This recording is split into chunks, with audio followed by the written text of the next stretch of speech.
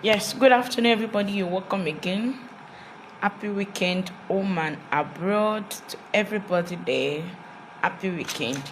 You're welcome back again to this fantastic and wonderful program that Speak to the Counselor, where we shed more light to what is bothering you, where you can share with your partner, where you can share with people outside there. We shed more light to it, so for you to be at ease. So for things to be easy for you not to just give yourself depression or heartache or any other thing.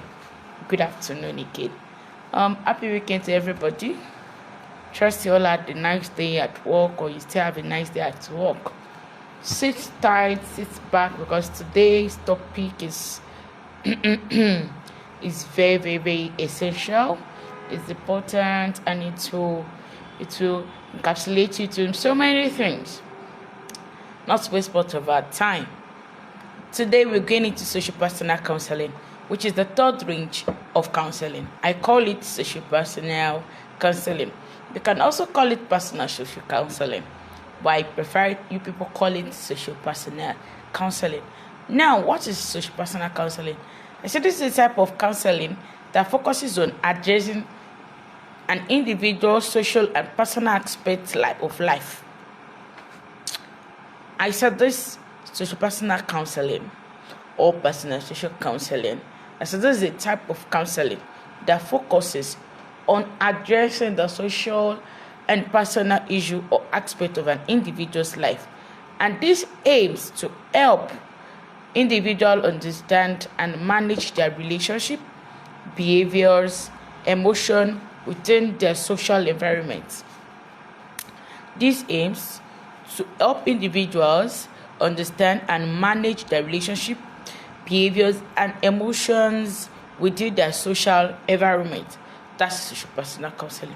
And they tell us that social personal counseling is a third range of counseling, but it's very, very necessary and essential in every area or aspect of individual's life, because it tells more about you yourself and your environment.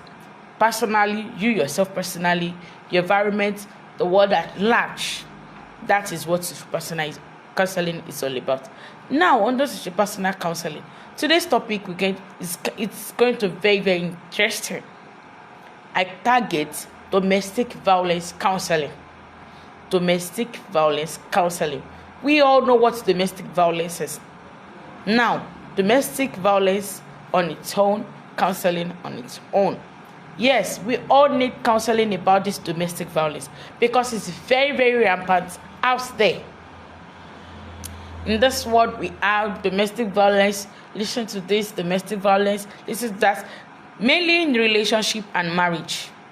Relationships, marriages out there. Now, not to take much of it, what is domestic violence? This is also known as intimate partner violence. I call it IPV.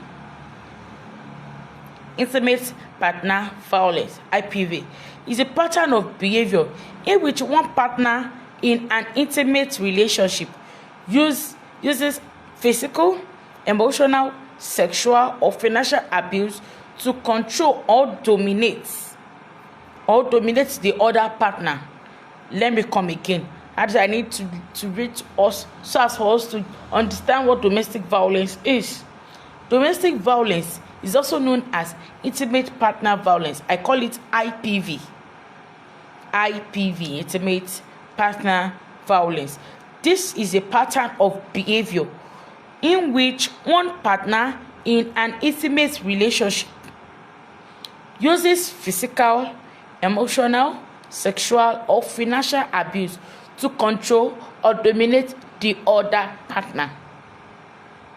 Now, we have types of domestic violence. Different kind of domestic violence. We have the physical domestic violence, physical abuse, or let me call it physical domestic violence. That is the one. For example, under it we have eating, slapping, doing different kind of things. That is the number one domestic violence. I call it physical abuse. Physical abuse. That is when a partner is eating the other partner.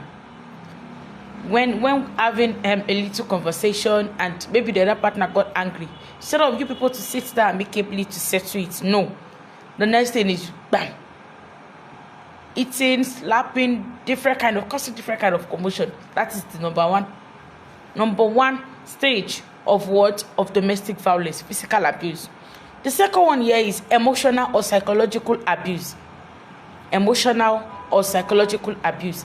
This is even very, very dangerous, because when you are toiling with someone's emotions, when you are dealing with the person's emotion, you don't know it hurts a lot, because emotion is not what you can grab, it's not what you can hold.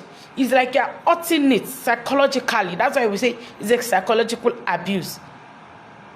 So when you are tormenting that person emotionally, it's very, very dangerous. In fact, it leads to so many things. Depression. In fact, that's why you say she has IBP, he has IBP, he has this, he has that, she has that. It's because of this emotional, or you can call it psychological abuse too. That is the second phase of domestic violence. The first one is physical. You can still grab that person so as for you not to injure that person. The second one, you can't grab it, you can't hold it. The reason behind it is because it's emotions. That person is like toiling with someone's heart. You're tampering with it. Like you like nail, you're punching it. That is just it. And under this, we have belittling, threats, and different kind of things. Even intimidation is there. Yes, you for those in relationships and marriages. It is not all the time beating, eating, different kind of thing. No, but toiling with someone's emotion is dangerous. I need to tell us today, when you're toiling with your partner or your spouse emotion, it's dangerous. Indirectly, you are killing that person. Indirectly, you're not even giving that person substance as poison. No, but this way you are killing that person indirectly. That person is dying stylishly, dying within him or her. You intimidated that person. That is an emotional abuse. You are belittling that person. That is also an emotional abuse. The third one is sexual abuse. Forced sex. It's more called or less rape.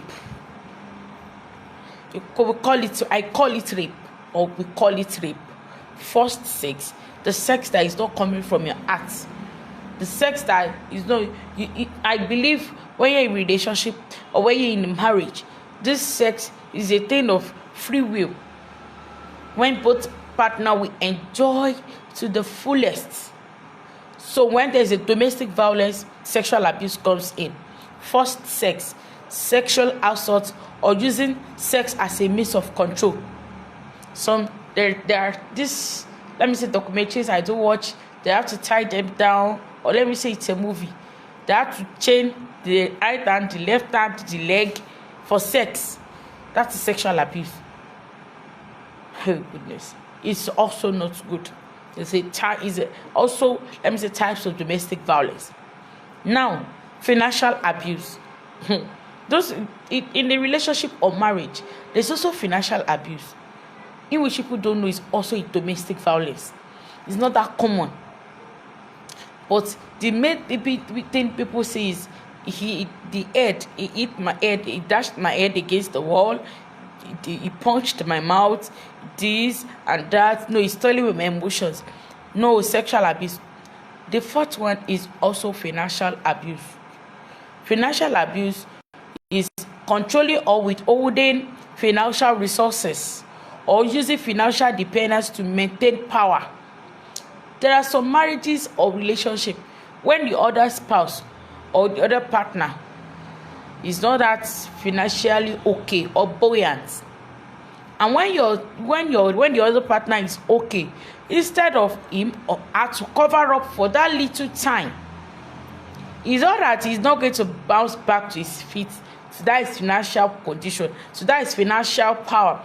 It's not that he's not going, he or she is not going to have that power again.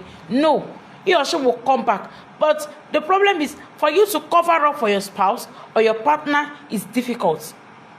It's financial abuse. You will not you hold it. You hold to that strength. You have to start controlling him or her with this your financial power. It's financial abuse. It's also a domestic violence. Now I said physical abuse, emotional or psychological abuse. The third one is sexual abuse. The fourth one is financial abuse. These are also domestic violence, type of domestic violence. They are domestic violence, and which is not supposed to be allowed in our society, in a relationship or in marriage. No.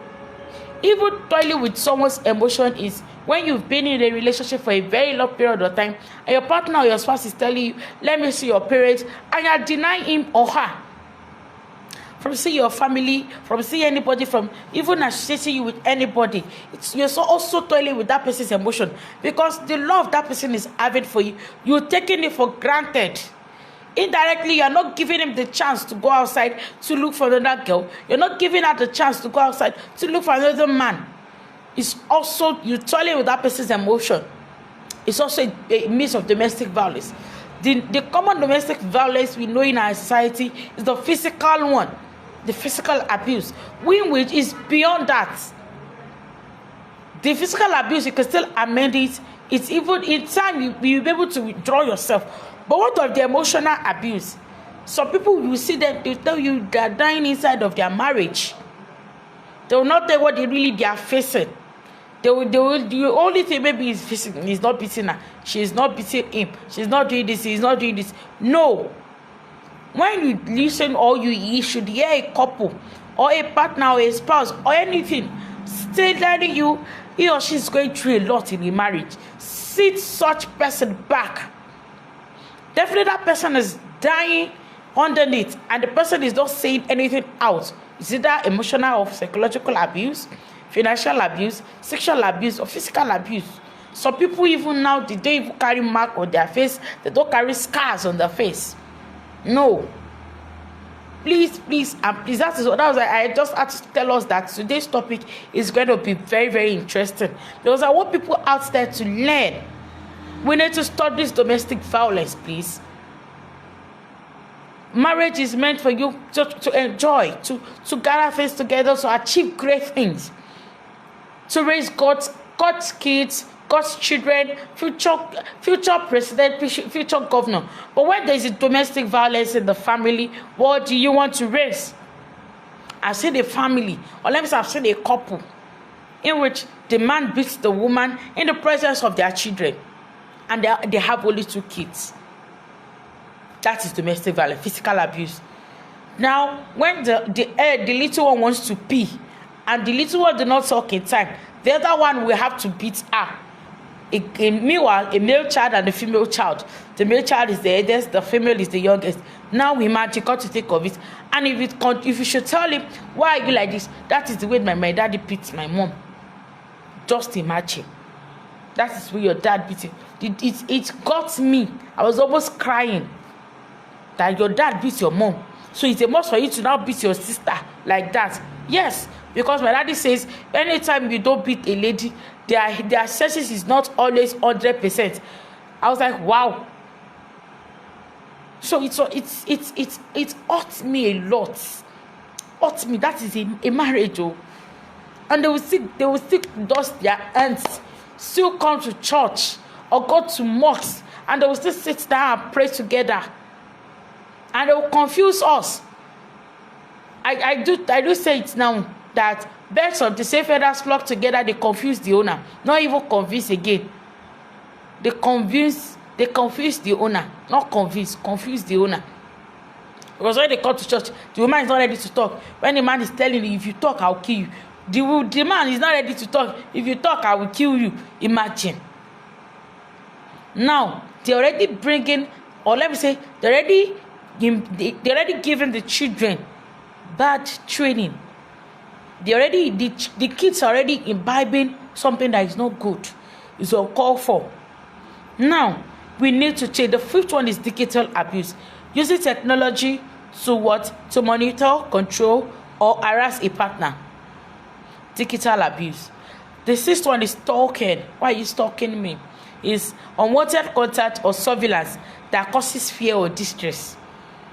These are also abuse. Please, please, please, and please sit back. There's always harmony in marriage when there is no violence. Let's sit down. In relationships, sit down. Trash things out.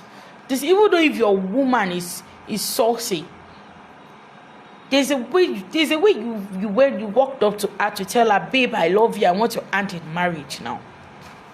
Even though she has shoulder pad, there's a way as a man, stylishly, with love, with care, as the man, there's a way you will bring it down. Is it not you men? And as a woman, there's a way you have to bring down your husband's shoulder pad down in humbleness with sweet voice. That is why I do tell people, when you people when starting, give yourself name SH, my treasure, my darling. So if he has misplaced that name outside, search for that name, look for it, so as to eradicate domestic violence. If you should ask this one, why did you want to divorce? Domestic violence. This one, domestic violence. This one, domestic violence. Okay, we now ask them, what is the type of domestic violence you experience in your marriage? Some of them say, he beats me, he insults me, he's this, he's that. And there's a way you can answer it. That's why we are telling you to speak to the counselor. So as for us, where to come in. I believe this program is a light to so many things. That's why we always say, speak to the counselor, speak to the counselor. Tell us what we are facing. We will not even mention your name. When we meet you physically, we sit you down, then you tell us what you're facing. Then we'll trash things out. Then your marriage will come back to the harmony position it has been. Now let's go. What are the early signs of domestic violence in a relationship or in a marriage? Number 1, control or possessiveness. I've even seen it. I've seen it different relationships or marriage. Control or possessiveness. You must not talk to any man, no.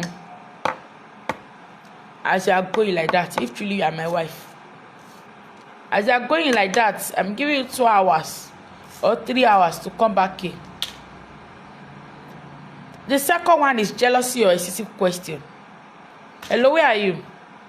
Okay, what are you doing exactly? You said you are in a pharmacy. What are you doing exactly? How many people are with you? How many people are there? Okay, I've seen a relationship. Let me say a relationship like that. That if the lady is standing, if the guy should mistakenly hear a male voice, oh goodness, that lady is in soup. Who is that with you? Which kind of thing is that one? Are you with a man? Oh, you left me here. You went to meet a man. You went to do this. You went to do that. The lady would not even have time to answer all the old questions. That is jealousy and too much question. That is early signs of domestic violence. The third one here is verbal or emotional abuse. I've said it already. Nonsense. Idiot. Look at how she is. I am spending my money on you. I am doing this. I am doing that. Blah, blah. And I said it earlier.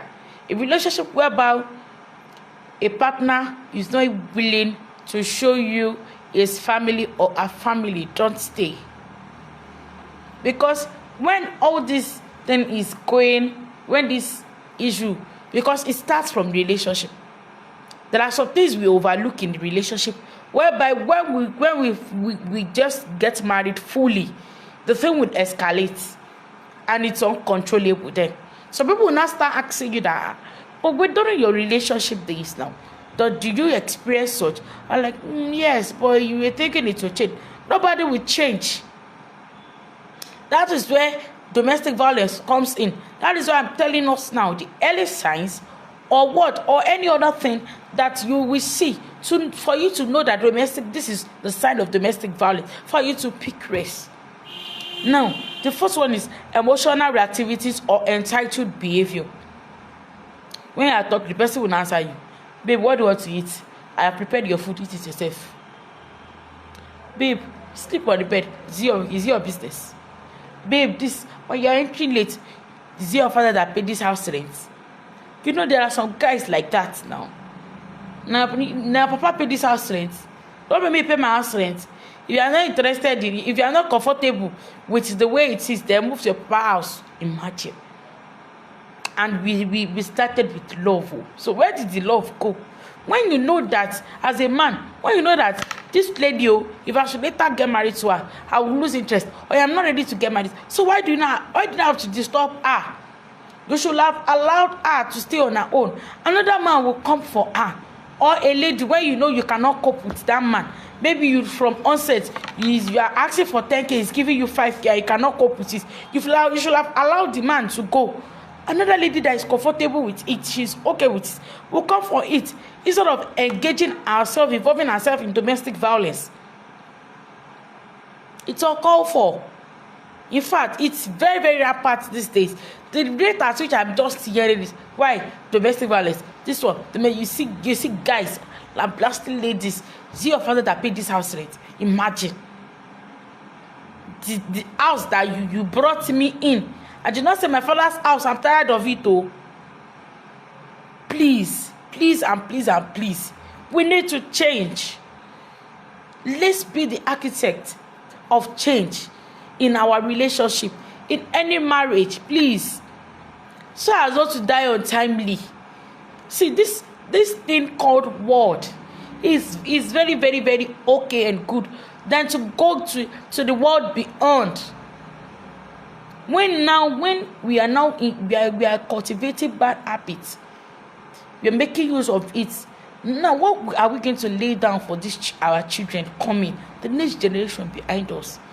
When a child of 15, 10 years old are telling me, Mommy, I can't get married though. Imagine a 10-year-old girl. I can't get married. I said, why? The way my daddy used to treat my mommy, I don't like it. So a man will not come and treat me like that. I could not say anything. I had to keep quiet. I was asking this 15-year-old boy, why? I can't get married though. Women with their wahala. Imagine. Because they are looking at us. We are the mirror they are looking at. We are the ones they are looking at. What they want to derive from it is what you lay for them. That is what they will come and exhibit outside for you. And when later you want to cop them, it's uncopable. They will tell you as one that caused it. Please and please and please. Tell a friend to stop this domestic violence.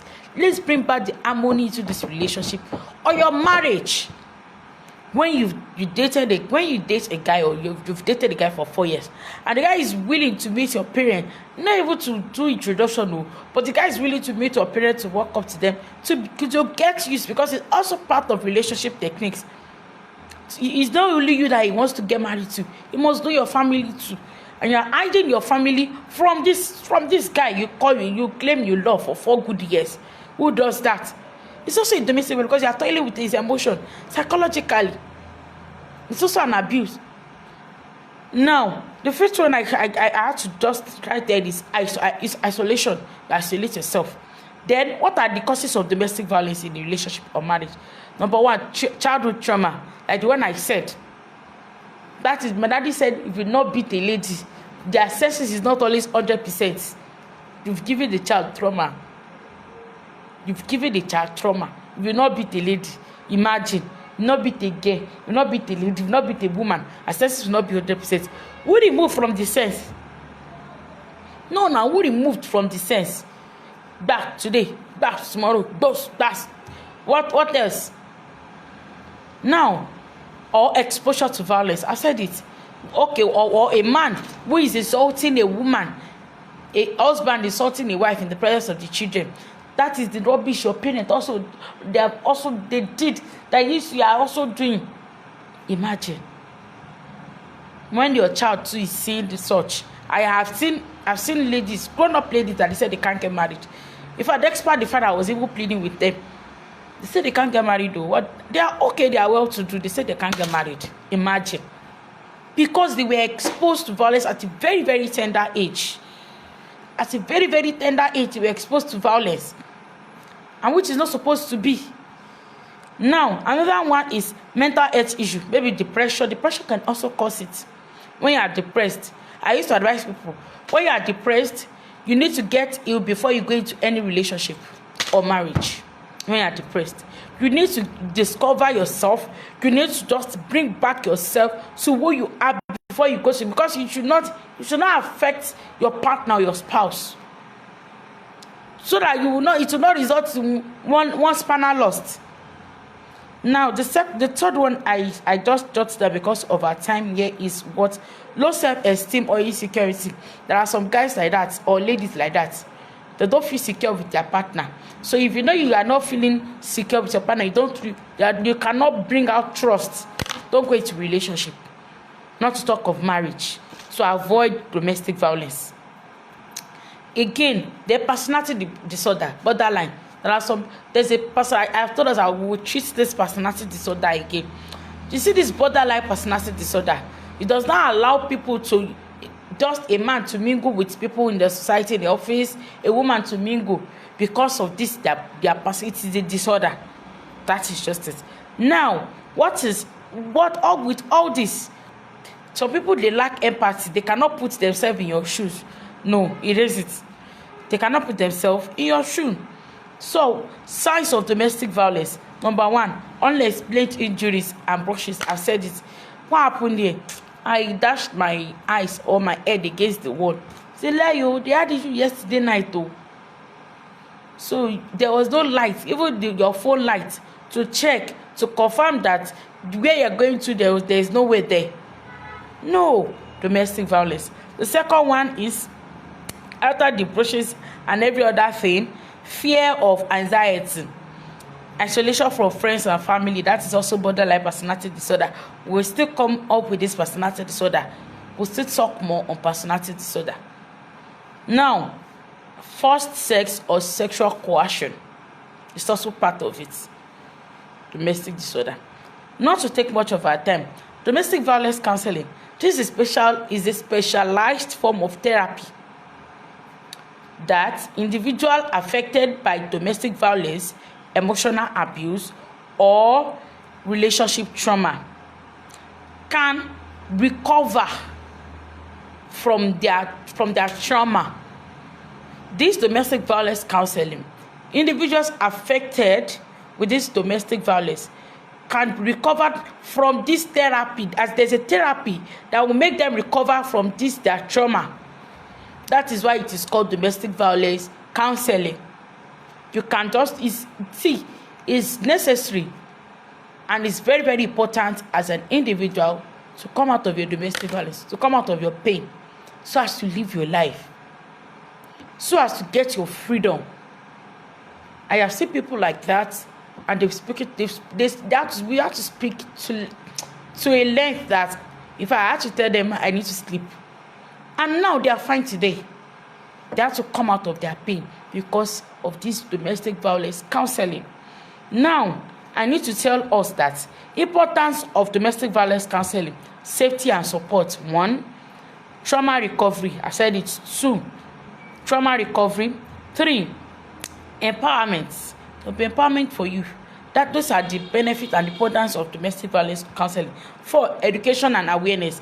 Like this program is also creating an awareness for us, so as to not for us to die in our low estate, not for us to die in this domestic. It's not a must now. For you as a man, it's not a must for you to die in the marriage. That is the majority, the most thing and common thing that is killing most people out there. The Yoruba will say atigbo. What is the meaning of the atigbo? That someone wants to kill you and you are still sitting down there so that the person will now kill you, finish. Who is telling you that you will not get a better offer? I was reading through a woman's post, let me say a mom's post. She's a mother too. She was advising single mothers out there that don't die in domestic violence. Who is telling you that you cannot be loved again? You can be loved. We have better men there. We have women out there that they need someone who is responsible, that they will not misuse you. They will cherish you. In fact, the way they will design you, the way they will have to handle you, they want you with care. They will not want you to break. They will not want you to lose.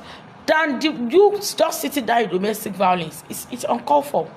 Now I had to write that again. Accountability. Then what are the benefit of domestic violence counseling. One, it improves mental health. You get yourself, not a headache today, PP tomorrow. You are going to clear pharmacy to get drug for PP every day. In fact, you're already a regularized customer. UCH, they know you have a consultant. Any little thing like this, those, you are going to, your optician knows you are always his customer every 2 days. No. The benefits, the importance of domestic violence counseling is what? Number one, it improves your mental health. Two, it increases self-esteem.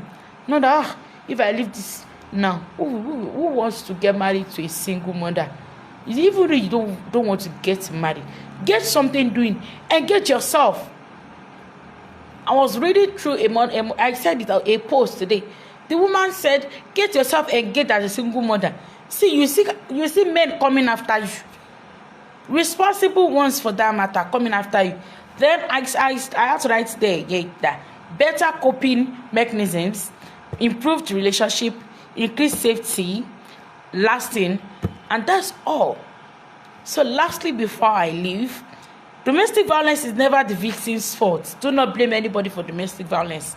Number one, do not blame anybody for domestic violence. It's never the victim's fault. Two, help is available and it is confidential. Help is available for anybody going through domestic violence. Help is available and it's confidential. I told us that the number one principle of any counseling is confidentiality. So help is available and it's confidential. Three, you deserve to be safe and what? Respected. That is just it. As a single mother or a man or a guy out there and you're experiencing all this, hold on to yourself. Get something important doing. You can start with little business. In fact, if you're a graduate, dust your CV. Go out there, you will get job. Manage, start from somewhere. You will see better ladies coming for you, responsible ones. As a woman, as a lady, dust your certificate like this. You will see better men coming after you. They will be begging you. They wish to know your friends. They wish to know your family, so that they will be able to talk to you. You need to be safe and be respected.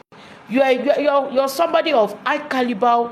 You have all these potentials in God has bestowed upon you. You are the best. That you dying in domestic violence. And I said domestic violence can affect anyone, regardless of age, gender, or background. Domestic violence can affect anyone, regardless of your age, your gender, or your background. So therefore, not for you to die in your domestic violence, not for you to die your low estate, not for you to have an attack, not for you to spend money to the pharmacy or hospital or this and that. No. Speak to your friend, tell a friend to tell a friend to speak to the counselor. I believe this program is an eye-opener to some people, so as for them not to die in their low estates. Those of them that are shy, they cannot talk. Share this program to them. Tell a friend to tell a friend to tell a friend to speak to the counselor.